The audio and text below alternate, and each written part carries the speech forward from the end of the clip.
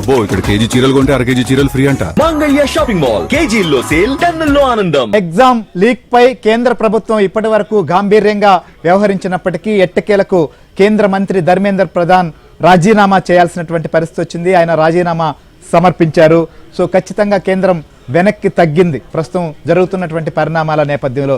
దీనిపైన అటు సిజేపీనే కాదు చాలా మంది రియాక్ట్ అవుతున్నారు. కొద్దిసేపటి క్రితమే టీపీసీసీ ప్రెసిడెంట్ మహేష్ కుమార్ గౌడ్ కూడా స్పందించారు. ఇది ఖచ్చితంగా విద్యార్థులు, యువత, కాంగ్రెస్ పార్టీ అండగా సాగినటువంటి ఉద్యమాల కారణమే దీనికి రాజీనామాకు దారితీసింది, రాజీనామా చేయాల్సిన పరిస్థితి వచ్చిందని ఆయన అన్నారు. అలానే కేంద్ర మంత్రి బండి సంజయ్ కూడా రియాక్ట్ అయ్యారు. సో భారతీయ జనతా పార్టీకి నేషనల్ ఫస్ట్ తర్వాతే పార్టీ అని కూడా ఆయన స్పందించారు. ఇక ఒక్కొక్కరుగా దీనిపైన రియాక్ట్ అవుతున్నటువంటి పరిస్థితి కూడా ఉంది. సో ప్రస్తుతం ఈ అంశం పైన భారతీయ జనతా పార్టీ అధికార ప్రతినిధి అలానే 20 సూత్రాల కార్యక్రమాల చైర్మన్ లంకా దినకర్ కూడా మనతో పాటు ఫోన్ లైవ్ లో సిద్ధంగా ఉన్నారు. Sir good afternoon sir. ఏంటి అసలు ఈ రాజీనామా సంబంధించి ఎలా చూస్తున్నారు? ఇప్పటి వరకు కూడా రాజీనామా అవసరం లేదన్నట్లుగా వ్యవహరించారు. ఇక ఆందోళన ఉధృతమైనటువంటి నేపథ్యంలోనే ఇది చేశారనుకోవచ్చా?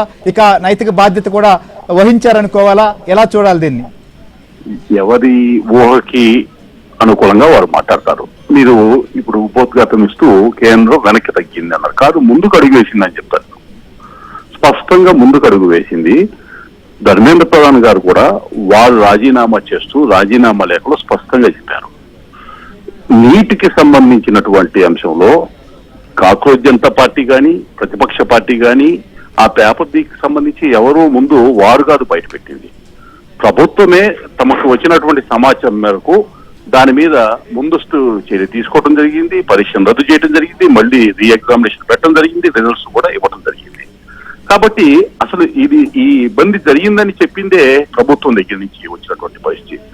అయితే ఈ అంశాన్ని అడ్డు పెట్టుకొని మొత్తం కూడా చీమల పుట్టలో పాములు దూరినట్టు సంఘ విద్రోహ జాతీయవాద వ్యతిరేక శక్తులు ఒక చోటకి చేరి ప్రజల్ని అపోహ వైపు తీసుకెళ్లే ప్రయత్నం చేస్తున్నారు. యువతని పక్కదో పట్టించేటటువంటి ప్రయత్నం చేస్తున్నటువంటి క్రమంలో స్పష్టంగా ఒకవైపు ఇదే సిజేపీ అని చెప్పుకొని ఇప్పుడు మాట్లాడుతున్నటువంటి వ్యక్తులు పంజాబ్ లో పేపర్ లీక్ అయితే మాట్లాడరు, ఆమ్ ఆద్మీ పార్టీ నాయకుల్ని పక్కన కూర్చోబెట్టుకొని మాట్లాడతారు. పంజాబ్ లో ఆమ్ ఆద్మీ పార్టీ ఉంది, కర్ణాటకలో కాంగ్రెస్ పార్టీ ఉంది. అక్కడ పేపర్ లీక్ అయితే దాని గురించి మాట్లాడడం రాహుల్ గాంధీ వచ్చి రోడ్డు మీద ప్రధానమంత్రి గారి ఇంటి దగ్గరకు వచ్చి బైఠాయింపజేస్తారు. అంటే వాస్తవాలు, దేశవ్యాప్తంగా జరుగుతున్నటువంటి వాస్తవాల్ని పక్కదోవడం పట్టించి మిగతా రాష్ట్రాల్లో కానీ అన్ని చోట్ల ఏం జరుగుతుందో ఆ అంశాలకి సంబంధం లేకుండా ప్రజాక్షేత్రంలో ఏదైతే వికసిత భారత్ వైపు అడుగులు వేస్తున్నటువంటి ప్రధానమంత్రి నరేంద్ర మోడీ గారి మీద ప్రజలు అచంచల విశ్వాసాన్ని ఏదైతే వారు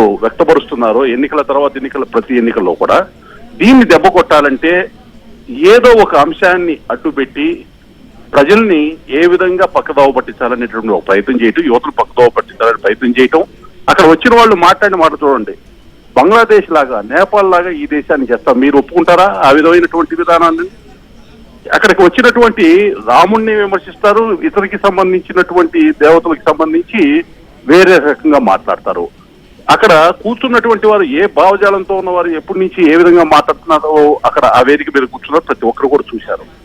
ఎప్పుడైతే గతంలో కూడా ఒకసారి గుర్తుపెట్టుకోండి, ప్రధానమంత్రి నరేంద్ర మోడీ గారు ఏదైనా ఒక మంచి చేద్దామనే క్రమంలో కొన్ని దుష్ట శక్తులు చేరి ప్రజల్ని మాయ చేయాలనుకున్నప్పుడు ఒక మెట్టు వెనక్కి తగ్గినటువంటి పరిస్థితులు గతంలో రైతులకి సంబంధించినటువంటి ఏదైతే 3 చట్టాలు ఉన్నాయో ఆ రోజు కూడా ఒక అడుగు వెనక్కి వేయటం జరిగింది. ఆ అడుగు వెనక్కి వేసిన తర్వాత కూడా ప్రజలు ఏ విధమైనటువంటి విశ్వాసాన్ని ప్రధానమంత్రి నరేంద్ర మోడీ గారి మీద భారతీయ జనతా పార్టీకి చూపించే అనేక ఉదాహరణలు ఇవాళ కనపడినాయి.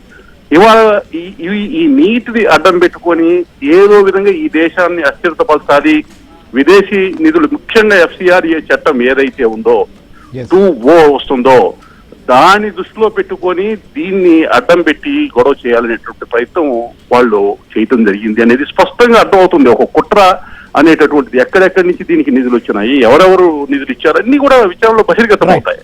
అయితే స్పష్టంగా ధర్మేంద్ర ప్రధాన్ గారికి సంబంధించి ఒక అడుగు వెనక్కి వేయటానికి కారణం ఒకటే, ఈ దేశాన్ని విచ్ఛిన్నం చేయాలని కుట్రలు పడినటువంటి వారి పన్నాగ ఉచ్చులో పడకూడదు, యువత పడకూడదు అనేది ఒకటి మాత్రమే ఉద్దేశము.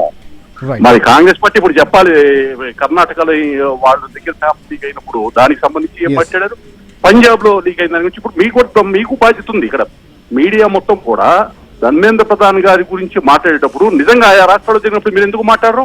రైట్, అందరూ అన్ని చోట్ల ఎక్కడ జరిగినా కూడా దానిపైన క్వశ్చన్ జరిగినా చేస్తూనే కూడా ఉంది మీడియా. ఏం మీడియా మాట్లాడారు? సంబంధించినటువంటి అంశం ఇప్పుడు ఈ మనం 3 రోజుల్లో ఏం జరుగుతున్నటువంటి మాట్లాడారు ఆందోళనలు మీరు? కానీ ఆందోళనల పైన ఈ 3 రోజుల్లో ఏం వస్తున్నటువంటి మాట్లాడారు? పరిణామాలు కానీ ఎస్ అయితే నెక్స్ట్ ఎలాంటి మార్పులు ఉండబోతున్నాయి, ఇది రాష్ట్రాల్లో కూడా తీసుకొచ్చేందుకు మీరు ప్రయత్నం చేస్తారా? కేంద్రం మాత్రమే ఎగ్జామ్స్ పైన సంస్కరణలు చేస్తే సరిపోతుందా?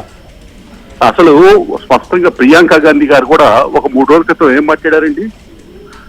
మేము కాంగ్రెస్ ప్రభుత్వం ఉన్నప్పుడు రాజస్థాన్లో జరిగినాయి, చాలా రాష్ట్రాల్లో జరిగినాయి, ఇది ఒక రాష్ట్రానికి ఒక ప్రాంతానికి పరిమితం కాదు అని మాట్లాడినటువంటి మాటను కూడా ఒకసారి మీరు గమనంలోకి తీసుకోండి. కానీ వాళ్ళ ధర్మేంద్ర ప్రధాన్ ఒకరినే బలిపోసు చెయ్యాలి అనేటటువంటి ఒక ప్రయత్నం జరిగింది. అదేమనంటే ఇప్పుడు ఏంటి, కేంద్ర ప్రభుత్వం మీద విజయం సాధించారు. ఎవరు విజయం సాధించారు? ప్రజాస్వామ్య విజయం. వీళ్ళు ఏమన్నా ఎన్నికల్లో నిలబడి పోటీ చేసి ఇచ్చారా? అంటే ఏ విధంగా ప్రజల్ని మభ్యపెట్టే ప్రయత్నం చేస్తున్నారు వాళ్ళు. రేపు నుంచి వీళ్ళు ఒక్కొక్కరు భాగవతం బయటపడుద్ది. విచారణలో ఎవరెవరు చేశారో తప్పుడు బయటపడతాయి, ఎవరెవరు ఏ కుట్ర చేశారో బయటపడతాయి. వాటికి శిక్ష అనుభవించక తప్పదు. వీరందరూ శిక్ష. ఇంకొకటి, కేంద్ర ప్రభుత్వం స్పష్టంగా ప్రధానమంత్రి గారు యువత సంక్షేమము, యువత అభ్యున్నతి మాత్రమే ప్రాధాన్యత, రిఫార్మ్స్ తీసుకొస్తున్నామని చెప్పారు. మరి వాళ్ళు మీరు క్వశ్చన్ చేయండి, పంజాబ్ ప్రభుత్వానికి క్వశ్చన్ చేయండి, కర్ణాటక ప్రభుత్వానికి క్వశ్చన్ చేయండి, కాంగ్రెస్ క్వశ్చన్ చేయండి, ఆప్ క్వశ్చన్ చేయండి. మీరు ఎందుకు క్వశ్చన్ చేయరు? ఎవరు మాట్లాడలేదు, మాట్లాడండి. ఇప్పుడు కరెక్ట్ గా ఇప్పుడైనా వచ్చి బయటకు వచ్చి మాట్లాడండి. బీజేపీ ఒక నిర్ణయం తీసుకుంటే మీరు ఎందుకు తీసుకోరండి? రైట్, తప్పకుండా ఇటు కేంద్రమే కాదు రాష్ట్రాల్లో కూడా లేదా ఏ ప్రభుత్వాలున్నా సంస్కరణలు తీసుకురావాల్సిందే. ఎగ్జామ్స్ విధానంలో లీకులు లేకుండా చూడాల్సిందే. విద్యార్థుల భవితవ్యంతో ఎవరు ఆటలాడుకునేటువంటి పరిస్థితి దేశంలో ఉండకూడదు అనేదే ప్రస్తుతం ఉద్యమాలు ద్వారా జరిగినటువంటి ఫలితం ఇది. ఖచ్చితంగా ఇక్కడ జరుగుతున్న పరిణామాలపైన, దేశవ్యాప్తంగా నెలకొన్నటువంటి పరిస్థితులపైన ఎప్పటికప్పుడు కేంద్రం కూడా నిశ్చితంగా గమనించింది. సో ఒకవైపు సిజేపీ కావచ్చు ఆందోళనలు, యువత ఆందోళనలు, దీన్ని రాజకీయంగా ప్రతిపక్షాలు ఆందోళన చేశాయి. అయితే దీంట్లో రకరకాల వ్యక్తులు దీని ముసుగులో రకరకాల కార్యక్రమాలు చేసేటువంటి ప్రయత్నాలు వచ్చినా పోలీసులు, నిఘా వ్యవస్థలు కూడా పనిచేస్తూనే ఉన్నాయి, పనిచేస్తూనే కూడా ఉండాల్సిందే. ఖచ్చితంగా ఒక న్యాయమైనటువంటి డిమాండ్ ఉన్నప్పుడు దానికి అనుగుణంగానే ప్రజల్లో నుంచి అయినా స్పందన వస్తుంది. అప్పుడే దానికి ఫలితం ఉంటుంది తప్ప సాధారణమైనటువంటి అంశాలకు రాదు.